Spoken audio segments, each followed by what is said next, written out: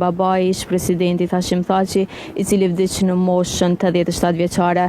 Sipas informacioneve tona, në ora 15 në komunën e Skënderaj do të organizohet pra një orë komemorative, ndërkaq varrimi do të ndodhë nesër rreth orës 15.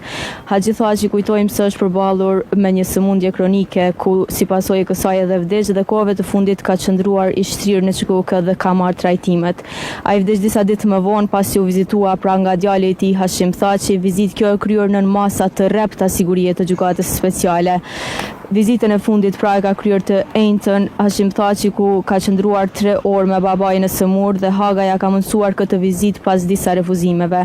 Dhe pasi ka përfunduar këtë vizitë te babai I tij, Hashim Thaçi është kthyer në Hag, ku po gjykohet për krime lufte dhe krime kundër njerëzimit bashkë me ishepërorët e tjerë të USHK-s, pra Kadri Veselin, Recep Selimin e Jakub Krasniqin. Edhe pse në gjendje jo të mirë shëndetësore, Hashim Thaçi ishte vizituar edhe në Hag nga 2 prindrit e tij në korrik të vitit 2022.